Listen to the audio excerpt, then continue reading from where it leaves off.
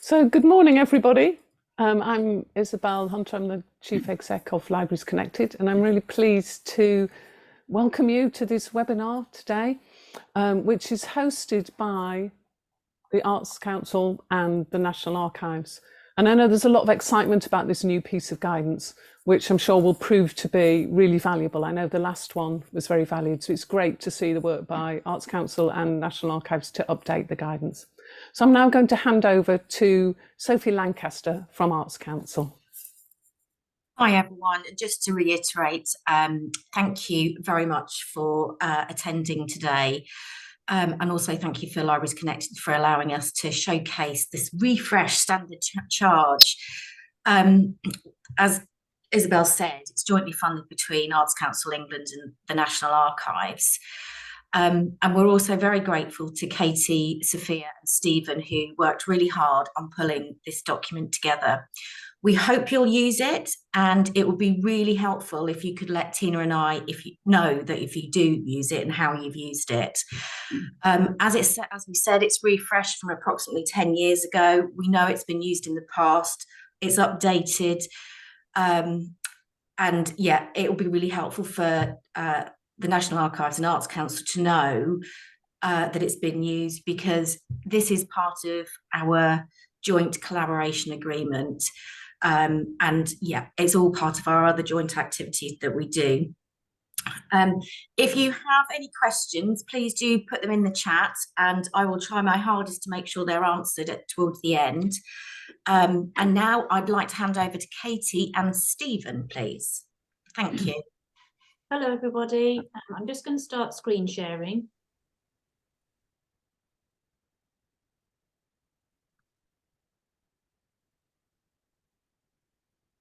Can everybody see that? Yeah, that looks great. Yeah. Right. Well, thank you ever so much for that introduction, Sophie. My name is Katie Norgrove, and I've been working with Sophia Merchandani and with Professor Stephen Walker on the guidance that Sophie referred to, which you can find on the ACE website and the TNA website. We'll put a link into the chat later on.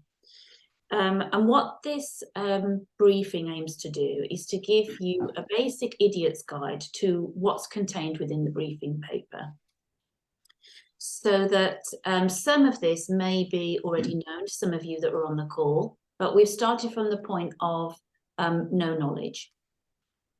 What I should say, also, some of you that I think, having looked at the attendee list, some of you on this call may also have some responsibility for things other than libraries and archives, perhaps including elements of arts and museums. So I just wanted to flag that we have also worked on a parallel document for arts and museums that's also available through the Arts Council England. So that is also worth looking at should you have responsibility for those sorts of services.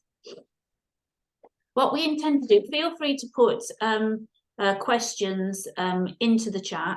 We intend to work our way through the presentation and then take any questions you have at the end. We think this will take us possibly about 40 minutes, which should give us at least the same amount of time for questions and discussion afterwards. So, first things first. The purpose of this briefing is to explain to those involved in planning for libraries and archives how they can engage in the local planning process and with plan-making officials to secure funding through Section 106 legal agreements, known as S106, and or through the Community Infrastructure Levy, known as CIL. We'll explain what those are later. And collectively, they are known as developer contributions. We'll explain what developer contributions are, what the system is. We also wanted to give you a quick flavour of what your peers are up to, i.e. the kind of projects that have secured Section 106 or CIL.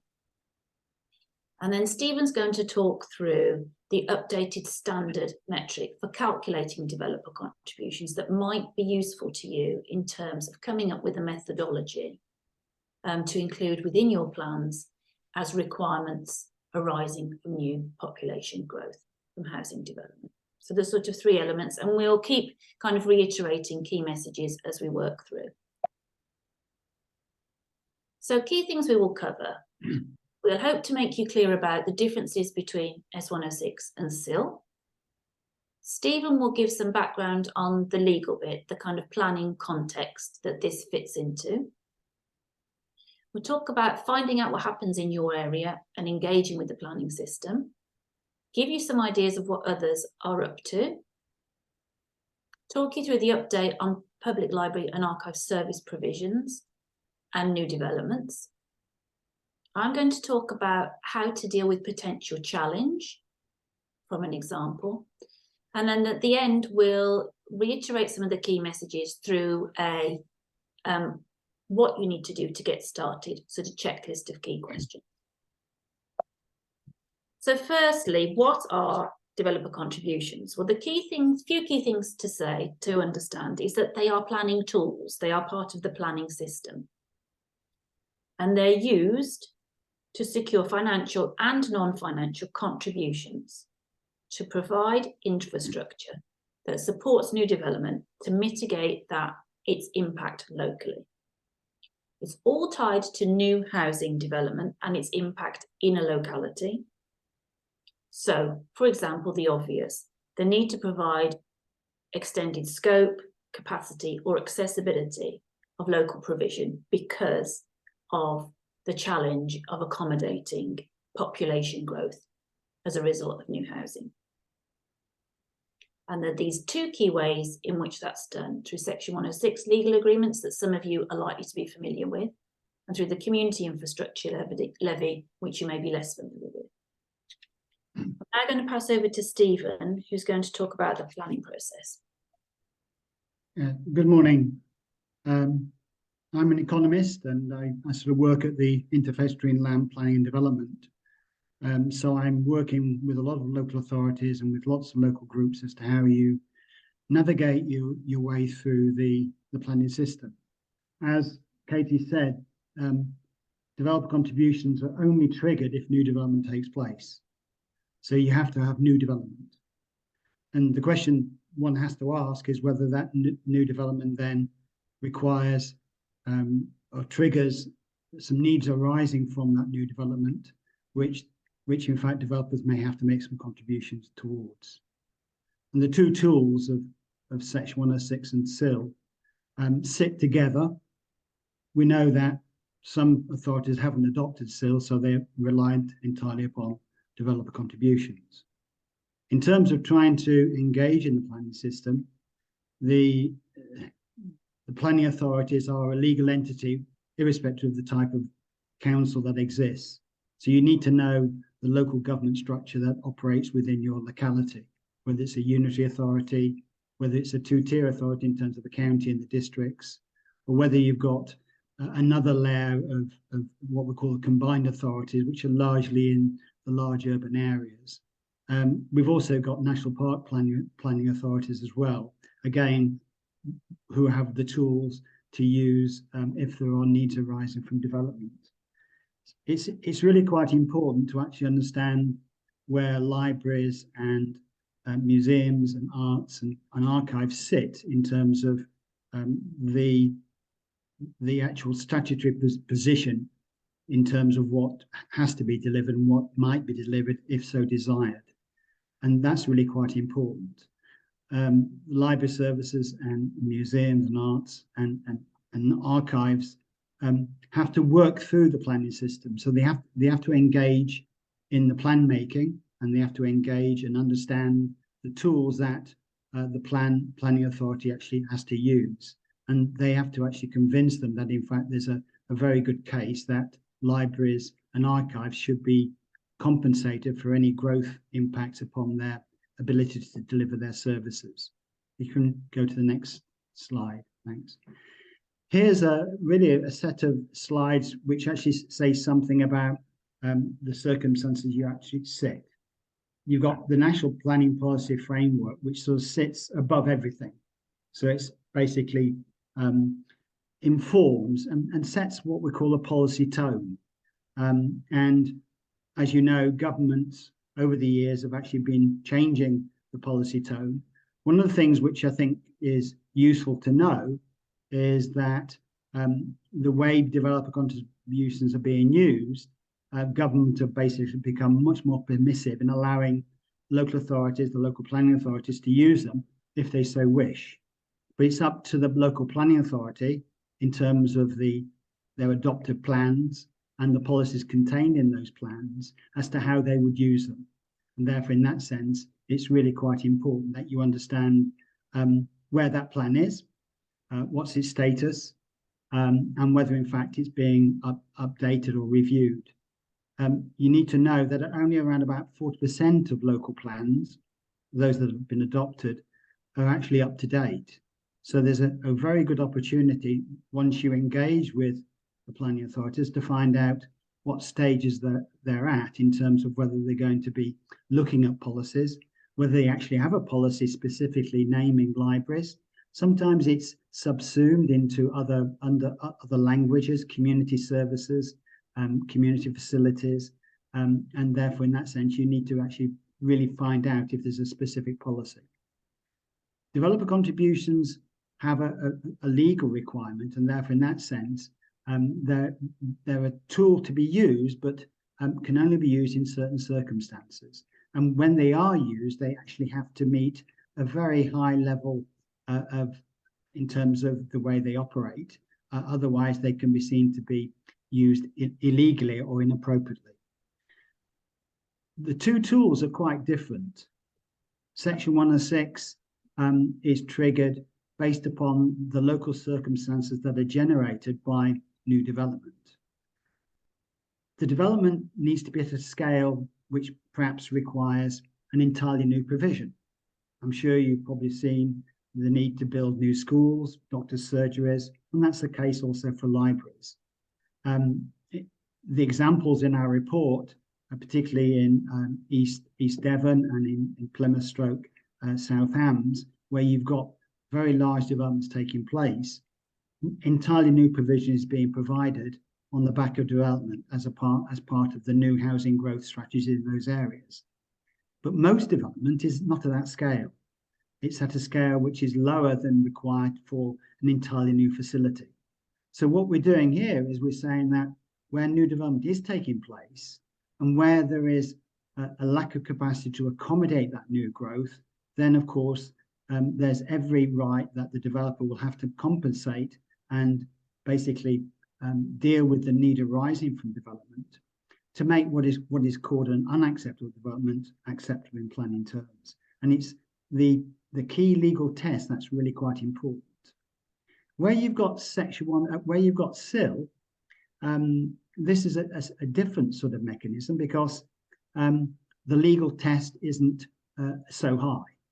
Basically, if a local planning authority has got a CIL in place, when new development takes place, the payment is mandatory. There's no negotiation. It has to be paid by the developer, and it's paid at a rate which has been set from a full whole plan viability assessment with respect to the charging structure. The charging structure is updated every year, and you need to understand what those rates are and how much money is collected. The key thing about CIL is that money is pooled into an account, and then it's up to the charging authority as to what it might want to be spent, how it can be spent on what type of projects. And that gives libraries and archives and other services the opportunity to make their case in terms of whether in fact that sort of funding can actually support provision, new provision, but anywhere within the charging authority. The library services are working through the planning system. They actually have to articulate a need, they have to make their case, and they've got to show that in some cases that the districts that are the planning authorities within a two-tier system may and can pass money to the counties. If you're within a unitary authority, of course, money could be passed between the different legal entities from the planning departments to the other departments. But again, that has to be done in a full audited way with full reports and full outcomes specified. We go to the next slide. Katie? Can I just interrupt before you carry on? Katie, could you try and make it full screen, please? Because we're on slides and then all the slides on the side. And I think people are having trouble reading the text. That's better. Thank you. That's it. So this slide just basically reiterates what I've been saying. Section 106 is a tool that is only used when there's a need arising. It's got legal requirements, 3 policy tests set out by what is called CIL Regulation 122, and clearly it's dependent upon new development taking place, a legal agreement between the developer and the planning authority, and of course it can name other parties that are party to the development, and it could name different departments within the same authority. It's really important that it's specifically to do with the fact that developments will trigger need, and therefore in that sense it's quite legitimate to try and seek to secure benefits through the Section 106 route. It's important that money is paid, money is audited, and the actual outcomes are specified.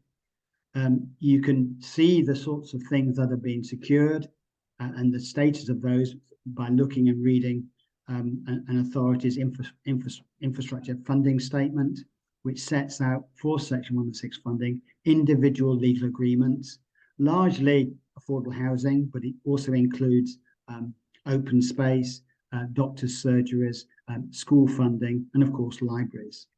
The CIL funding slide again tends to be related to the amounts of money being collected, how much money has been spent, and how much money is remaining unspent in terms of balances. A lot of local authorities have set out procedures, their own procedures to how you might want to bid into the funding streams. A very good example is provided by East Hampshire District Council, who have an annual funding mechanism, and it's open and it clearly specifies the sorts of things that they were looking for, both in terms of information, in terms of the sorts of evidence that they require to support a particular case. It's important that the degree of flexibility in terms of spending CIL is much greater than Section 106, because it's not physically tied to the development. It can be anywhere within the charging authority. It can be pooled in, and it can be added to other sorts of funding streams that are available. Critically, both funding streams cannot be used to raise loans and pay for capital expenditure. So it's basically revenue expenditure. We know that there are some innovative schemes that have been promoted, but that's on a particular case-by-case basis. And we know that some authorities have basically committed future spending of CIL on particular schemes. That's up to the individual authorities. But remember, no new development, no funding streams from CIL or from Section 106. If you can go to the next slide, Katie. So the key message here is that if anybody wants to engage in the planning system, you really need to understand the presence and the content of the adopted local plan. You need to obviously understand whether in fact there is a CIL in place. Around about, just about half the authorities in England have got a CIL, largely in the south, in the southwest, southeast, and London, and not so frequent in the north and northwest and northeast and the Midlands. And therefore, in those authorities where CIL doesn't exist, then you can only rely upon the Section 106. It's important that you talk to the plan-making officials, not the guys that actually are making decisions about individual planning applications, but the policy officers. They may know of, they may have regular contacts with you, but often what they will do, they'll make out a call for information about changes to policy and strategy, but it will be up to people to respond to those calls.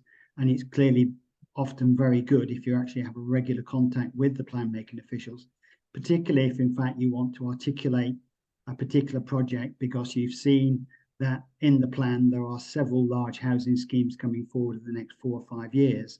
And of course, libraries and archives may need to be changed and certainly enhanced in terms of the capacity. And therefore, in that sense, it's very important to actually get in on the ground very early on, mainly because policies in the plan are always said to be deliverable. And if they're deliverable, they're viable. And therefore, the costs that might be attached to delivering extra capacity is a legitimate cost in the developer's budget, and which, of course, drives down the amount of money available to buy the land for the developer. It's really quite important that that's got to be done right early on, so that, in fact, developers, as it were, are delivering services and delivering a range of benefits which actually make a place work. Places that have good libraries and doctors' surgeries and open space are seen to be much more attractive than other places that don't. And therefore, it's really quite important that these new housing estates and the people living in them actually have full access to the very things that other people in other areas of the authority have easy access to. So search online for the infrastructure funding statement. The information on the CIL side of the funding statement is very underwhelming. The only thing I could say to you about that is that you need to pick up the phone and talk to the guys that are actually responsible for the infrastructure funding statement, and they'll be able to tell you more details about how much money is being spent, where it's being spent, how is it being spent, and maybe also getting examples of projects that they're supporting. We're talking about £5,000, £10,000 in some cases. In some cases, only £1,000, but it could also be £100,000 too. So it just depends upon the nature of the sort of projects you're trying to deliver, who's involved, and where within the range of opportunities that are existing at the time. It really is an open book, and you've just got to find out who's actually has some influence in terms of how things work. Can we go to the next slide?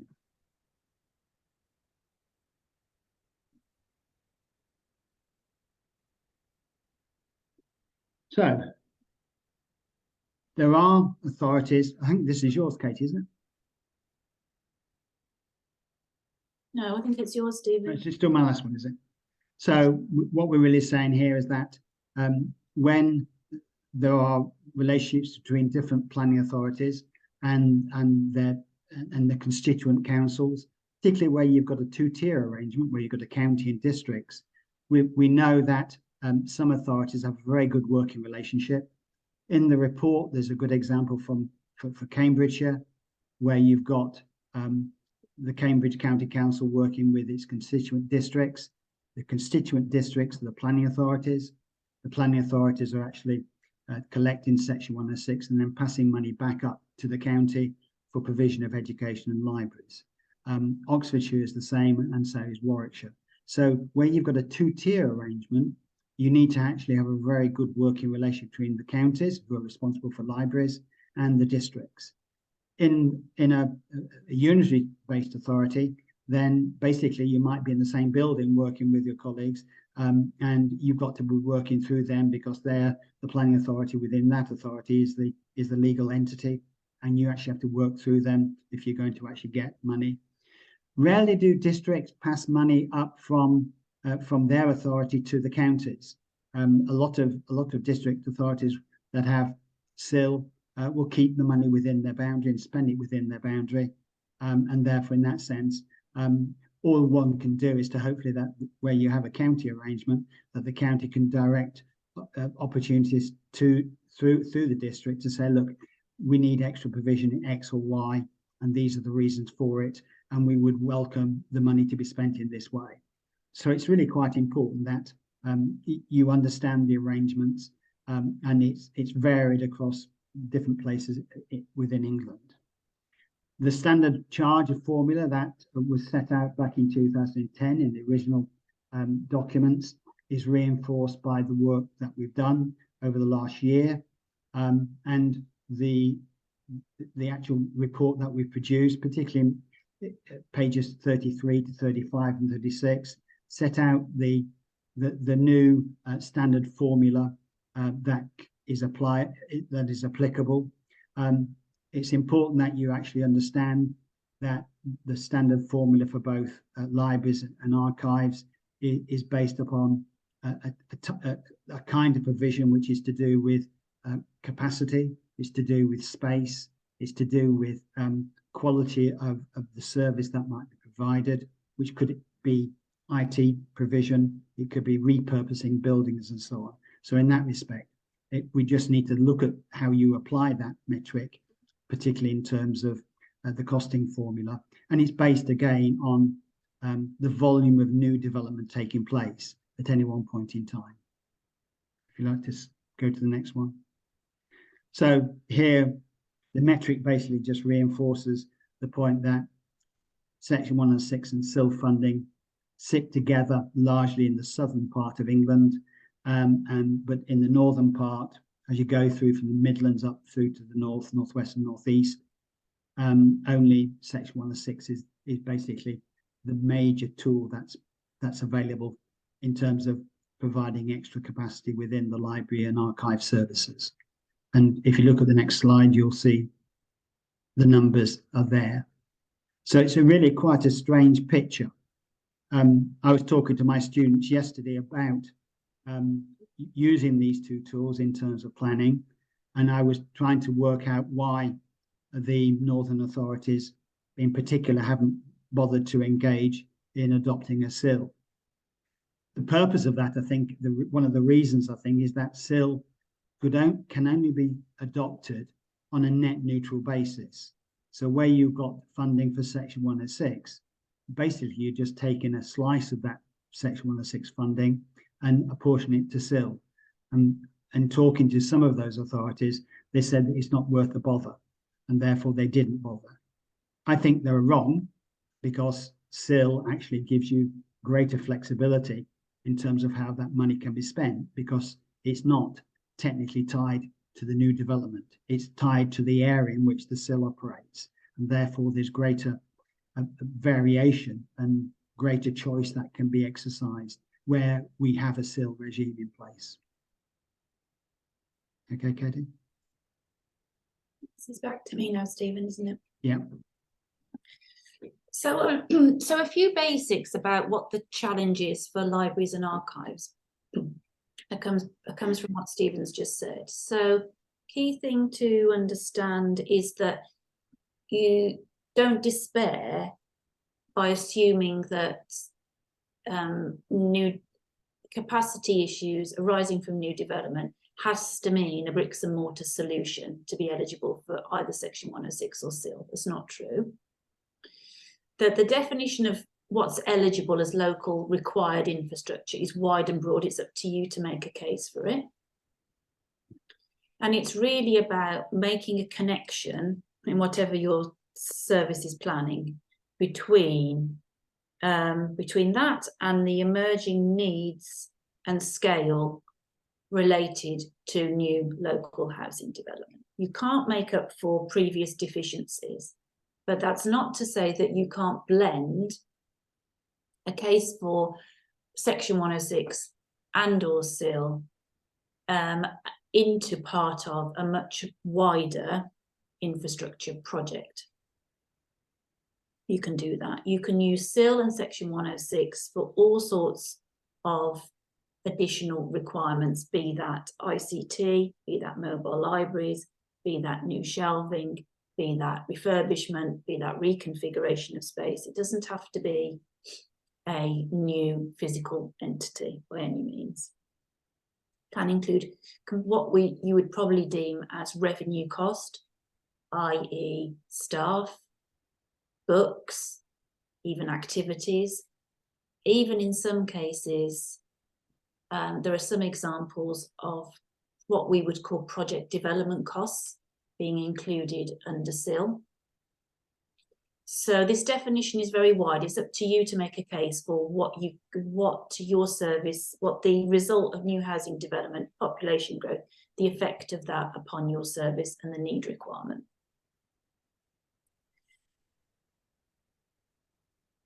Just to give you a flavour of varied examples, So Gloucestershire libraries have a pretty slick system for collecting Section 106, and that includes a series of S106 allocations for digital labs across their kind of key library sites. And that's paying for digital equipment, small-scale space conversion and fit-out.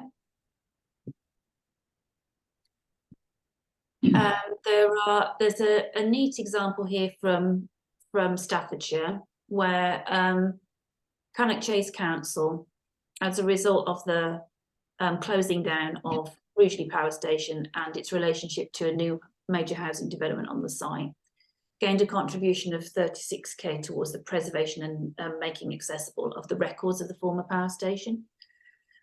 That receipt was negotiated with Staffordshire Archives and Heritage Service, and the receipt was passed to the county service to take in the records, pay for a member of staff to preserve and make them accessible, run some activities. That's in progress now. This example, Clay Farm Community Centre, this is part of a major new housing development in Camborne in Cambridgeshire, which is at large scale.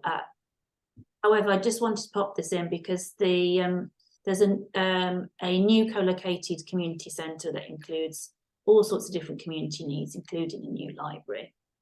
And the library element has received several receipts, but one of them was what you would definitely call additional, the resultant additional revenue costs paid for through developer contribution. So I thought you'd be interested in that. Oh, apologies. And then another example of where libraries are forming part of major housing development with new provision, co-location. But co-location just is, as Stephen has implied, only really relevant where there is sufficient mass of new housing development in order to require significant facilities at scale in a essentially newly created locality. So this would not be relevant for all of you, but it might be for some. Some key things about making the case that sort of reiterate what we've been talking about. So if you don't have a relationship with your local plan making officials, find a way to have one. Make sure that you familiarise yourself with the adopted local plan and the status of that plan. Is it due for renewal? That's pretty important.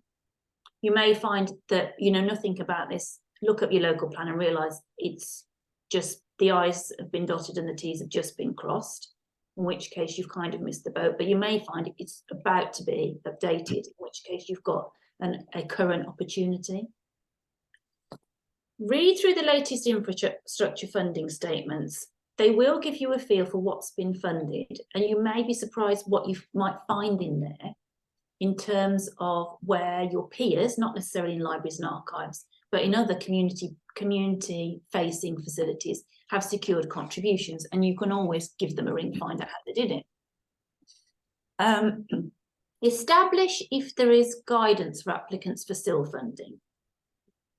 So there are some examples where if you found this out from your authority, you would probably look at it and think, oh, actually, that's pretty similar to the kind of strategic case and evidence I'd need if I was applying for different sort of funding.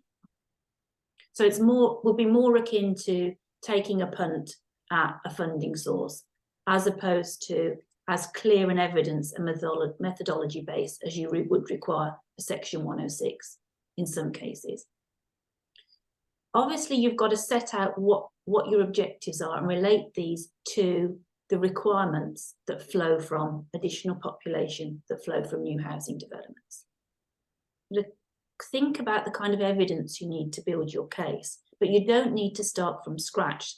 So you will probably have all sorts of information about your current user base, how that relates to the demographics of your local area, catchments, all sorts of things that you can use as existing to build your evidence base and work through a methodology.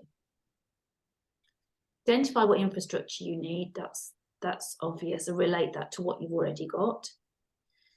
And define the gains from the additional infrastructure. So state what it is, what the benefits of that infrastructure would be, and relate that as specifically as you can to what you know of the growth in local population. Is it likely to be? Can you say anything about the characteristics of that growth in local population that is more than simply where it will be located geographically? And work through your costs and funding options, obviously, as you would for making a case for any sort of investment in your service. So Stephen mentioned earlier Cambridge County Council. This is really a very good, well-established model in practice for collecting 106. Why? Because there's a good degree, significant housing growth across lots of sites in Cambridgeshire.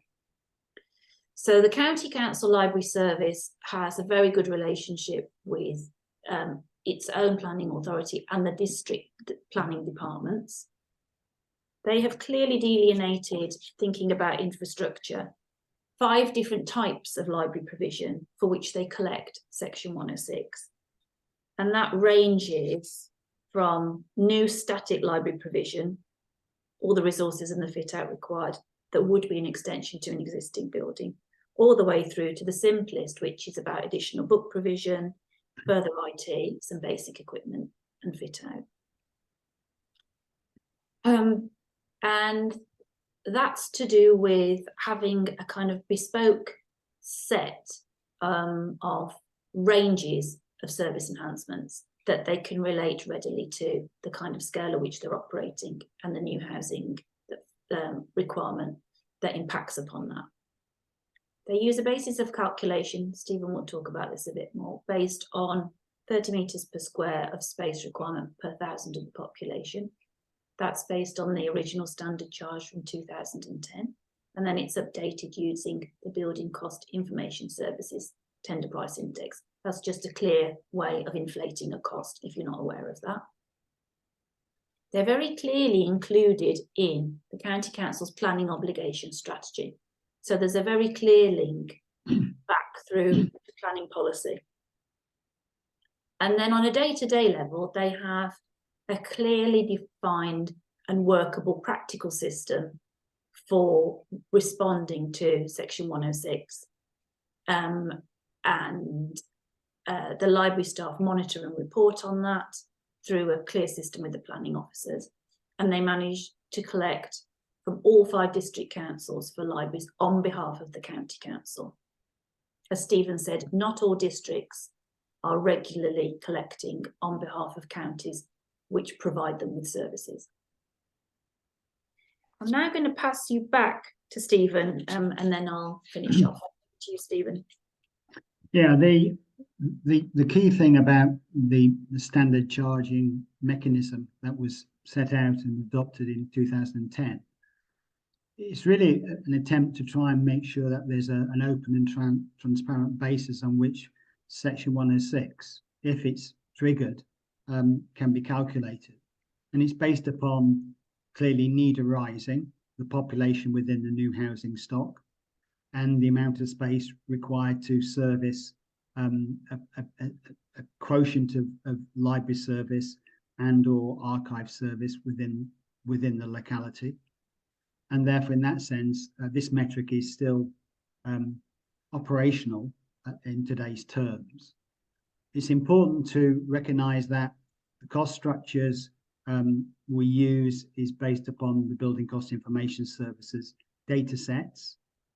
And this is panel data produced by the RRCS on actual projects submitted by contractors about what it costs to build a whole array of different buildings in the United Kingdom. And what we've got is that the data sets are regularly updated and they are locally adjusted depending on where you are within, in this case, England. The data that you got in the report is for United Kingdom with a cost basis of 100.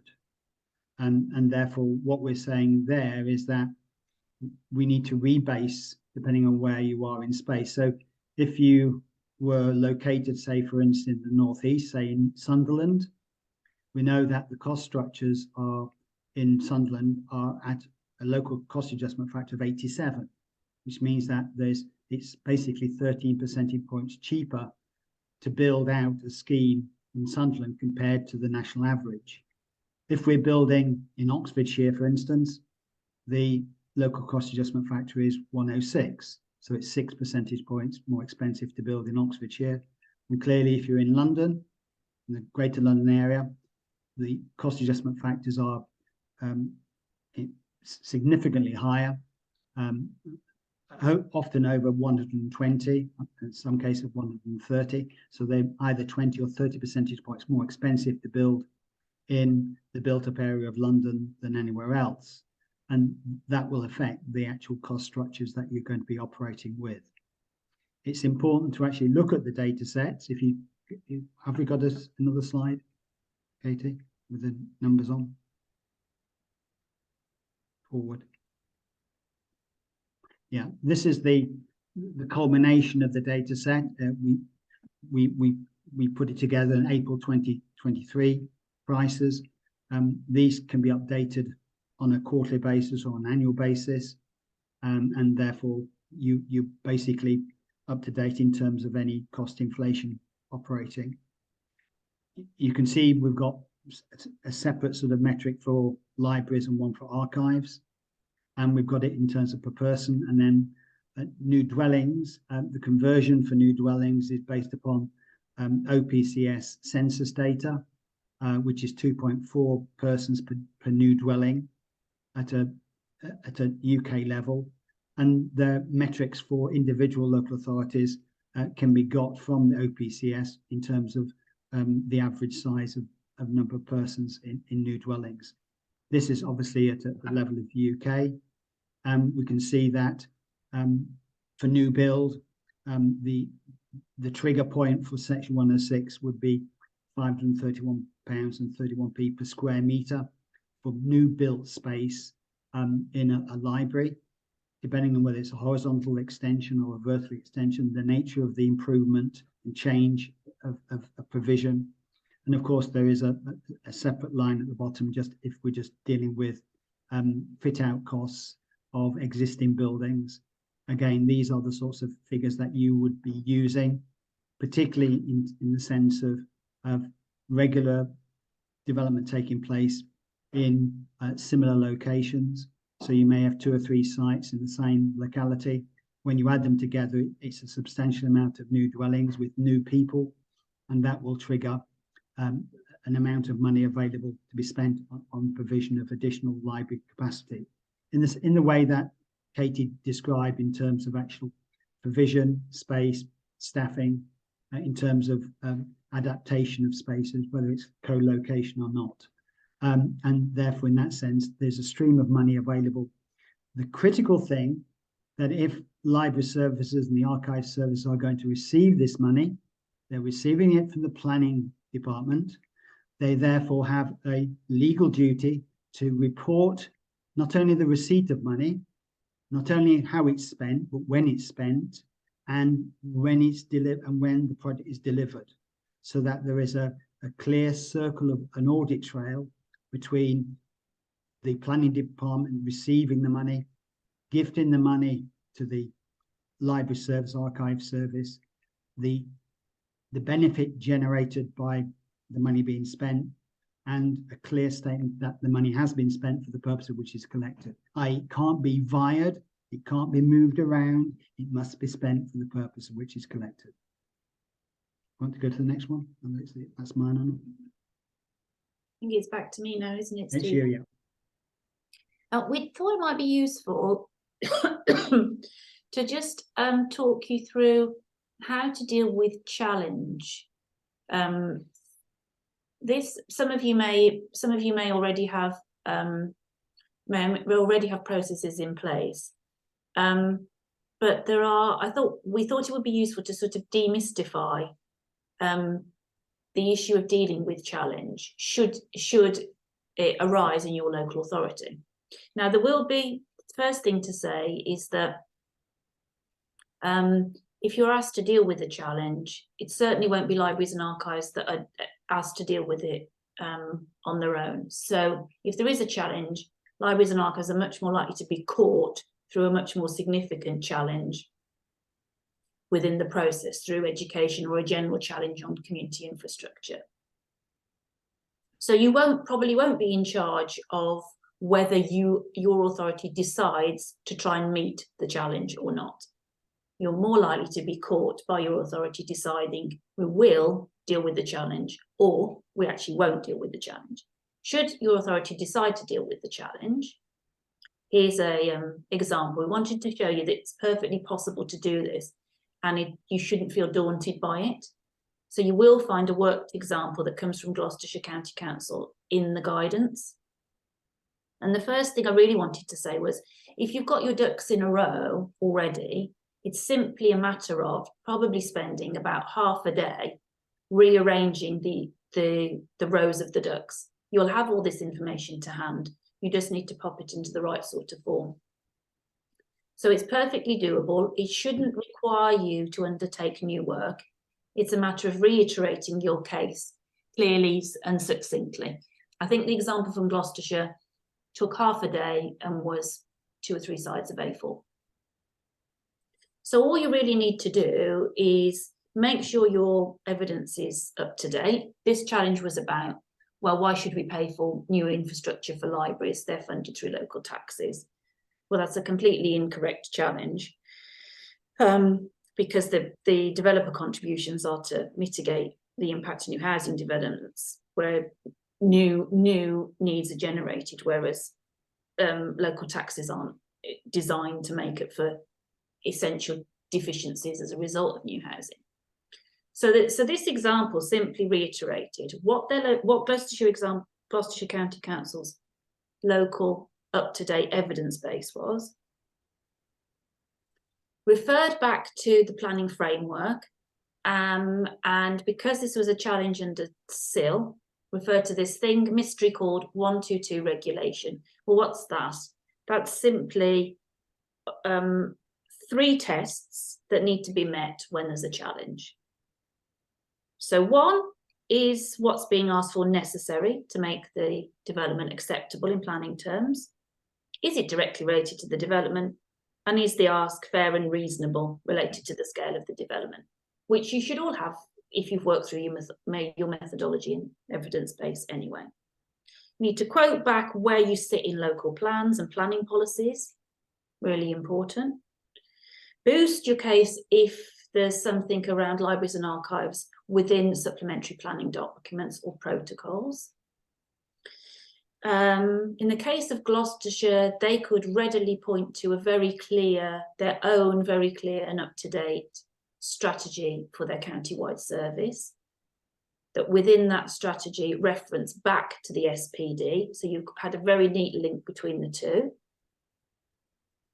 Of course, make sure that your evidence is bespoke, is related to your locality and related to new housing development. You can't simply, Stephen, when you use this word, to emulate what others are up to, by which he means make the most of the process they've been through, but you can't just simply swap in your figures for theirs, vice versa. So emulation is about taking the best of what can be learned from others. Also useful, of course, learning from others is the idea of showing what's possible. So precedent cases are really useful. And then, of course, show how your costs are reasonable and that your calculation is transparent and clear and using robust methodology. Bear in mind that the developers that are challenging are unlikely to be able to come up with a better methodology than you can come up with yourselves. But they can challenge if they think it's not sufficiently open and transparent and clear. So in Gloucestershire's County Council's case, their authority has decided to kind of systematically challenge. They're part of that process. They developed one template for doing it, and now they roll out that template whenever there's an additional challenge. So I think they've been through successful challenge on at least 5 occasions in the last 2 or 3 years, I want to say.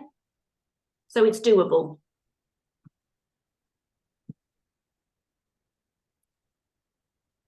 We just wanted to finish by just talking you through a checklist, the key things to do, these key steps to take that we've been talking about.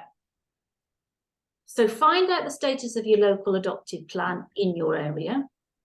Find out if your planning authority has a supplementary planning document or protocol that explains its approach to developer contributions. Find out if you're in it if you don't know already. Find out how you could be in it and what case you could make, particularly under community infrastructure. Make sure you understand the difference between how Section 106 works and how CIL works. Bear in mind the fact that CIL is more permissive and therefore may be more relevant to what you want to achieve that isn't tied very closely to a locality in which there's new housing development. And understand what's included under local infrastructure, because that can be broad and wide, and you could find a way to fit yourselves within that. Then I would really encourage you to take the time to look at your local council's infrastructure funding statement. It's a good, quick way to get a feel for actually what's being collected, for what, and what's being spent. And you may find some interesting things in there that you could then go and talk to peers within your authority about. How do you make a case for funding support, especially if it's an entirely new challenge? So, think about how you draw together information that you already hold, how you can also use kind of the cases that you've made for other sorts of funding. You can repurpose information provided it's up to date. You don't have to start from scratch. So there are all sorts of tools and data and understanding that you already hold that will help you make the case, and then apply it to what that means for new population.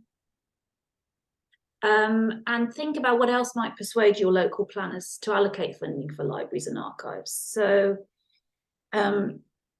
particularly in relation to CIL, think about how a case could be made for significant new infrastructure that's on a case-by-case basis, i.e. not under a process similar to Section 106 that we outlined for Cambridgeshire.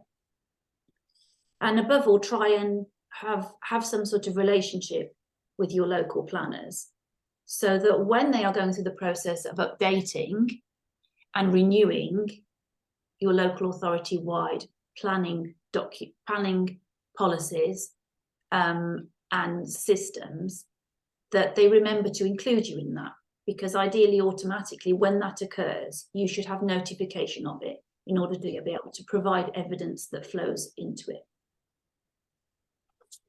I think that's about it. So, Stephen, unless you want to add anything in now, I think there was just one thing in the report. There's a section on the Green Book valuation, which is a way that government looks at the costs of intervening in a market. And one of the things that they've been very, very keen to do is to try and capture the value or the worth of things that are available free to us at the point of access. So going to a library, going to a museum, because it's there, it has value. And what government is trying to do is to try and say, well, actually, we need to try and value, the value of nature, the value of having a walk in the park. It's very much saying, well, we take things for granted, which are free at the point of use. And therefore, in that sense, if something is going to be delivered, it's going to be available to people, whether they actually pay something for it or not, whether it's produced by the private sector or the public sector. And that in itself, because it exists, has some worth. A place with good libraries, good facilities, a good range of opportunities is a better place than one which hasn't. And as long as we can try and capture some of that, particularly in the sense that of people attending things, particularly where you have activities which are close by, co-location and so on, it means that provision of particular services may not be able to deliver unless, in fact, this particular project is available in the locality. And it may not require very much money, but it actually adds to the worth of a place. And clearly, people like to live in places which are interesting and attractive. Okay, I'm going to stop sharing now, and perhaps we can move to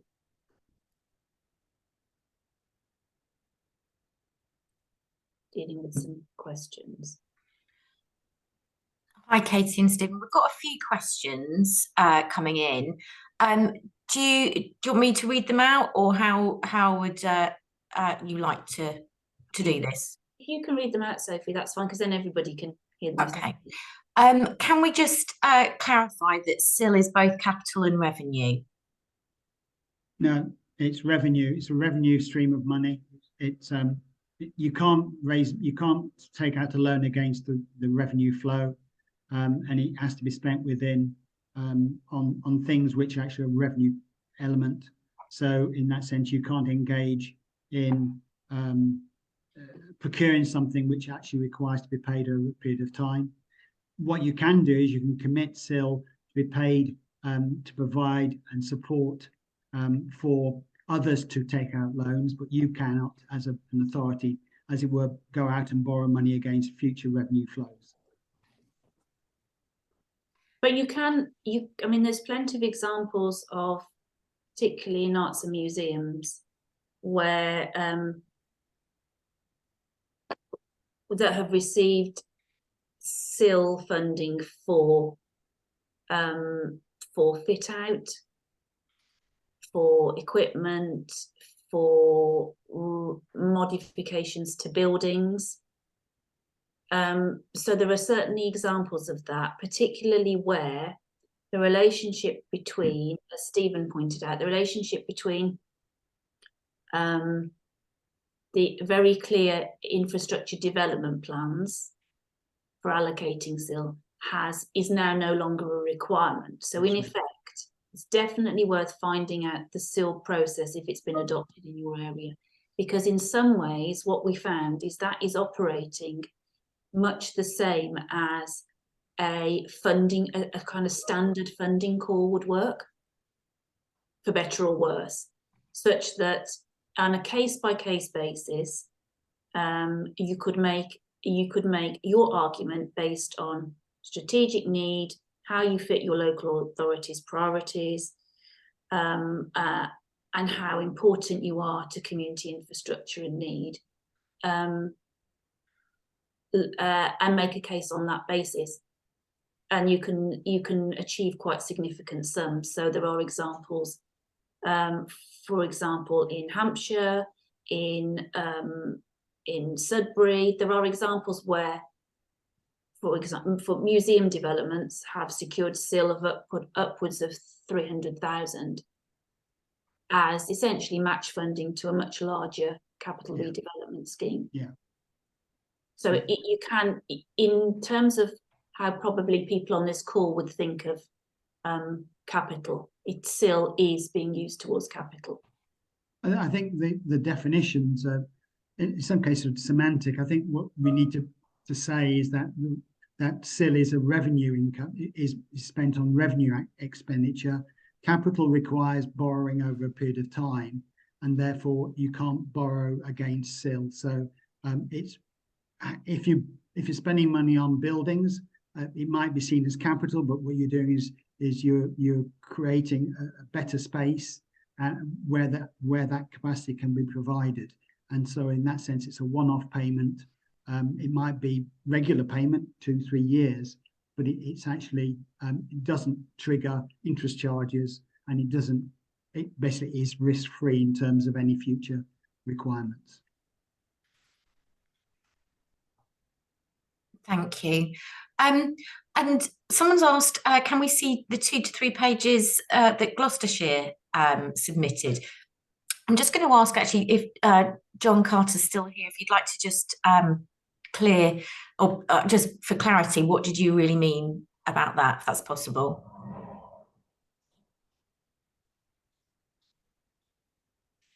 Hi, sorry,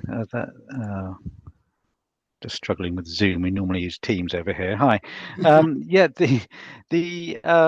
it's just during the presentation there. You just did mention, you gave the example of Gloucestershire with regard Yes. to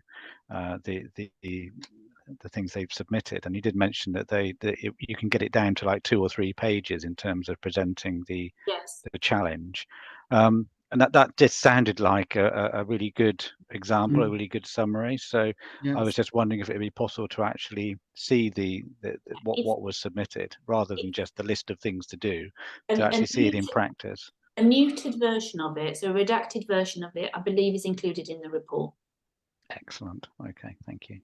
Yeah, so I did want, that's exactly right. I wanted to make the point that it's entirely doable. If you've got your ducks in a row, you shouldn't be daunted by it. Thank you. And we've got, there's 2 questions from Carla. What if the current buildings don't provide the square footage per population? Can developers challenge if we claim the basis of this level is, or is that too complicated? And then there's a second question which I'll come back to in a moment. It doesn't, there are plenty of, well, the reality is, and probably most library and archive provision is working off a deficit, i.e. not at the space standard. But that doesn't mean that you can't apply it to your methodology and evidence base for calculating provision requirements, because the developers will not be able, they won't have an understanding, sufficient understanding of that to be able to challenge it. Thank you. I think it's more to do with scale as well, Sophie, in the sense that if you clearly the way we construct and design buildings, one of the things that's happening certainly within in primary schools and secondary schools is that central government have specified a small amount of space per school child, school places, and that's the case in other areas. This standard is set out in terms of availability of space per the amount of demand flowing from a set population, and one's got to actually sort of work on those standards in terms of health and safety and fire and so on. So that's where it comes from. If we can use space more efficiently, then clearly that might be beneficial.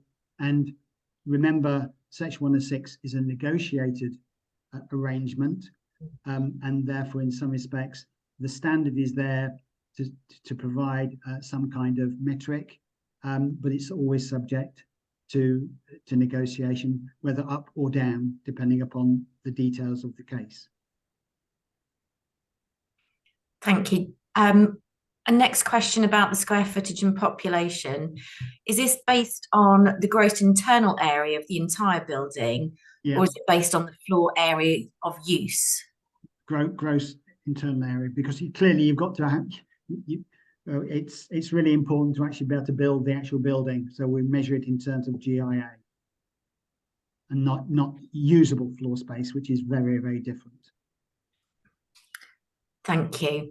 Another one, will there be any guidance similar to this, but for library services that are using outreach services such as mobile libraries and the home library service? I know of authorities where there is a mobile service or outreach service, that Section 106 is regularly used to provide that, and they specify how it's produced. more often where you have a service already in place, it's more about extending the service to a wider remit and wider population, and therefore it's based upon actual costs of provision. So again, it's on a case-by-case basis. There isn't, it isn't as prescriptive as providing space within existing buildings or new buildings. Thank you. Stephen, this is a direct question to you. Are there any up-to-date models to quantify the social value that you have just mentioned? The DCMS is going through some process of actually trying to put together. It's really a social cost benefit analysis. So, you know, as an economist, it's sort of welfare economics. It's really about counting things and saying, well, these things are worth, what are the costs? We're looking at the sort of the flow arising from particular services. So we need to understand how many people are using things, even if where they're not paying for anything.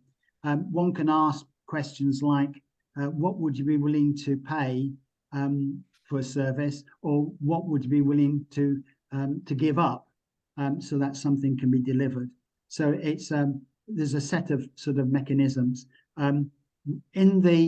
In the report, we do cite a particular chapter in the Green Book valuation document. It's a bit of a beast, and the language is a little bit awkward.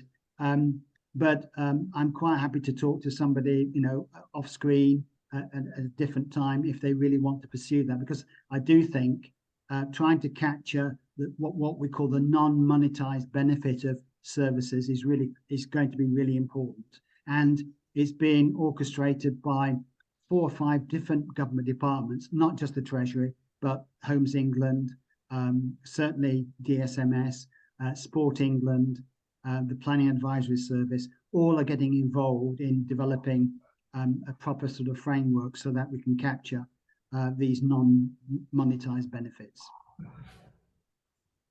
Thank you. If CIL is revenue, if you pay for, oh sorry, it's just jumped. There's another question. If CIL is revenue, if you pay for staffing from it, is there a max amount of time that you can secure the revenue for example, 12 months, 3 years? Well, CIL is only payable on you know, basically on the flow of new development taking place. So there's no guarantee of future income. So it's really up to the, you know, the people receiving the charging authority as to how they're going to be allocating money. They will know within 10% how many houses are going to get built, you know, in the future. They'll be able to work out basically a budget, give or take 5 or 10%, and it's really up to them as to how they might want to manage that. Committing themselves to future spending based upon an unknown source of income is not terribly useful. Thank you. Or wise. Another question, we understood that Section 106 funds couldn't pay for any staffing costs. Is that correct?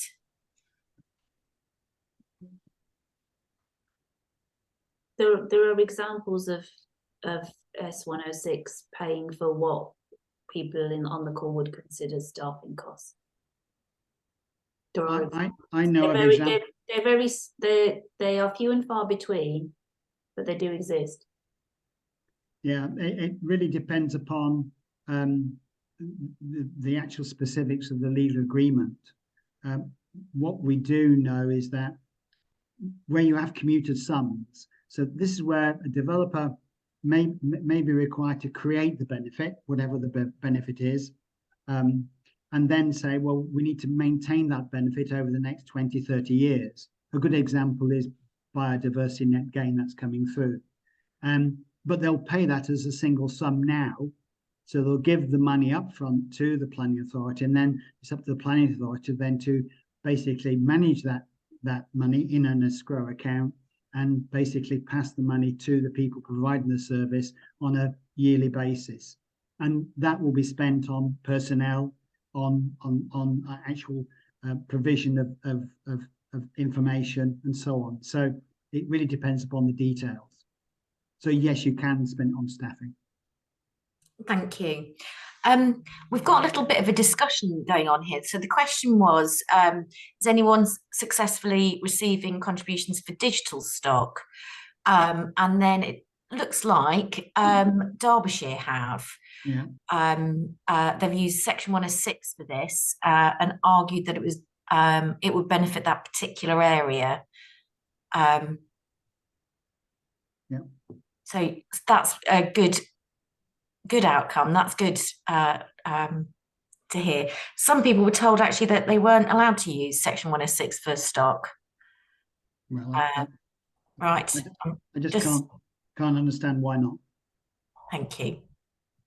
Right, one more question. In terms of provision of additional archive capacity, could this be applied to costs incurred for external storage capacity if this is providing better value than extending the existing services premises? Yeah, I can't see why not. No, I can't see why not. If it's documented and it's clearly adding to the service, and in that respect, there is a clear audit trail, I can't see any reason why not. Thank you.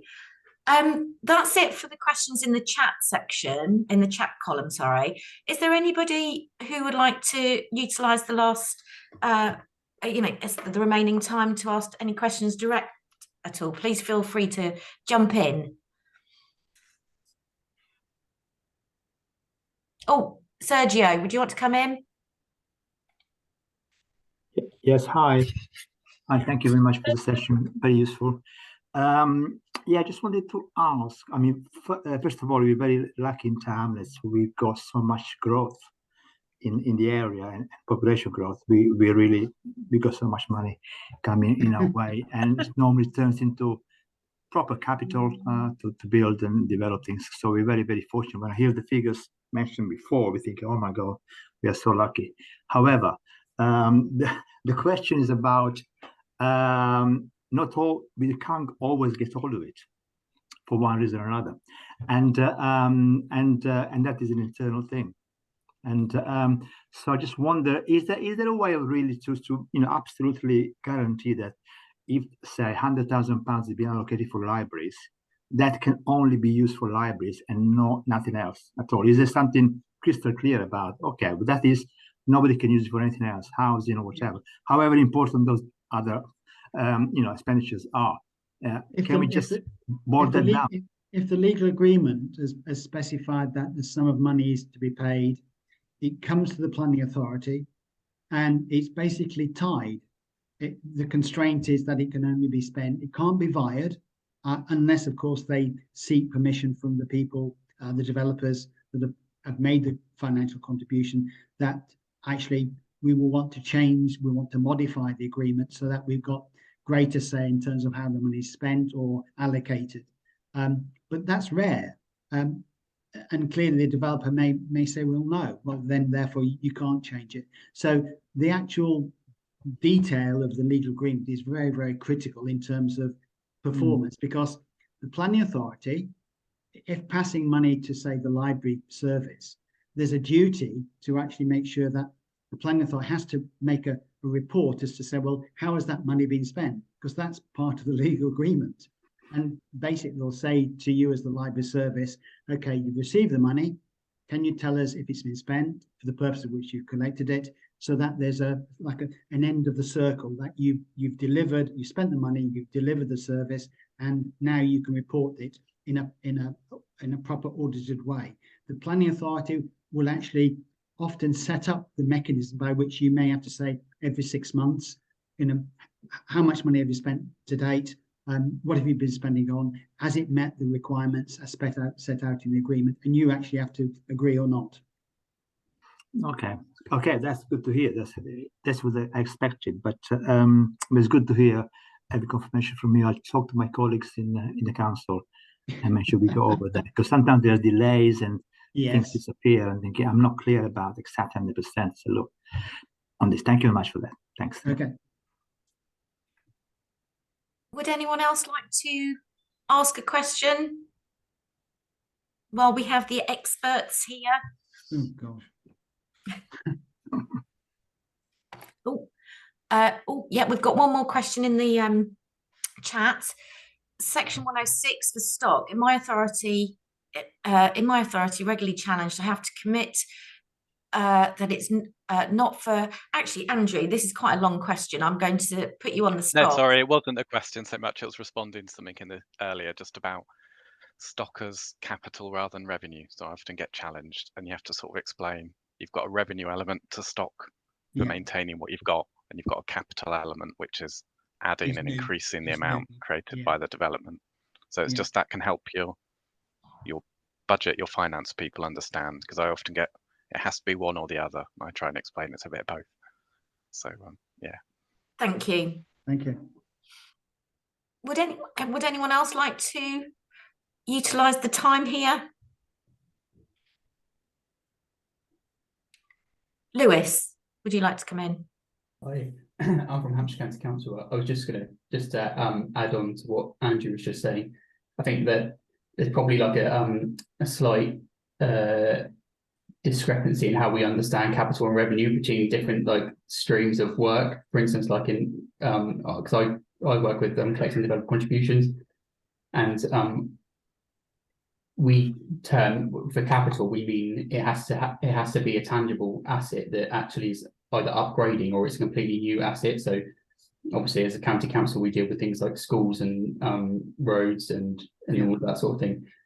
There are major things that we collect money for, and it's usually 99% of it is Section 106 money. We get virtually nothing from the district for CIL, and I think that, so I'm going off on a bit of a tangent because I've got multiple things I was going to talk about. But yeah, I think for capital and revenue definitions, revenue is maintenance or for staff time, but you can also we're allowed to spend contributions on staff time through Section 106 if it is explicitly stated in the legal agreement. Like Stephen said, we've had contributions that cover bus services running, which is typically revenue money, rather than like say building a roundabout.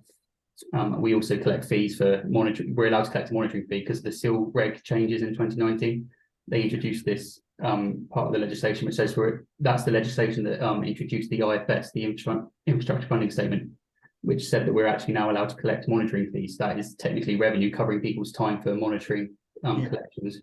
And then also there's things like travel plans, which are, I don't know if you're familiar, it's like documents that the developers have to provide for their big housing developments that talk about how they're going to promote sustainable transport and travel and people going to work and stuff by cycling and walking, etc.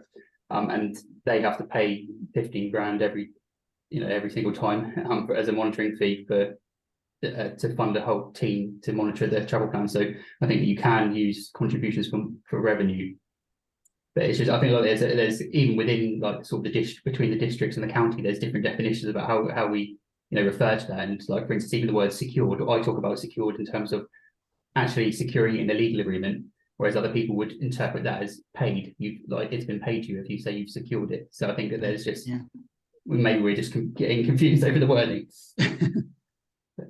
Thanks, well done. I agree. Thank you. Is there anybody else? I'm just having a quick flick through the screens just in case I'm missing any hands. No.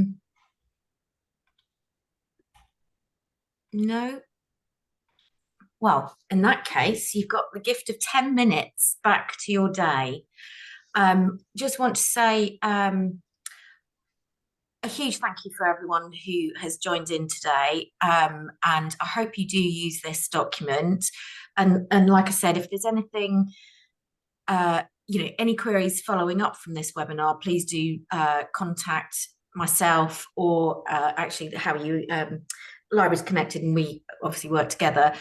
We can then get any helpful, hopefully any questions answered to you. But again, if you do use it, Tina and I would really be grateful to hear about it. And that's it, everybody. So you've got 10 minutes extra of your day back. I hope you use it to its full advantage. And thank you very much, everyone, and see you soon. Can I, Sophie, can I Yes. ask you, one of the things you might want to do is to send the two documents to the Department for Levelling Up and Housing Communities, because one of the things that the purpose of it really is to say, look, we need to put libraries and archives on the same footing as education, schools, doctors' surgeries. And there, the raft of advice that comes from central government, they need to be referencing these documents so that they've got the same status. And rather than having libraries and archives on the outside looking in, as sort of secondary Cinderella types things that you can do. Yes. It needs to be center and core, in the same way that school places are generated from new housing, doctors' surgeries are, and so on. And the methodology that those services and infrastructure have developed are exactly the same kind of methodologies that have been applied and developed for libraries and archives. Thank you. I will do my best to contact DLUC and forward these two documents on to them. Good thinking. Right then, okay. Anything from anyone else? Nope. Okay, lovely. Well, it's nice to see you all.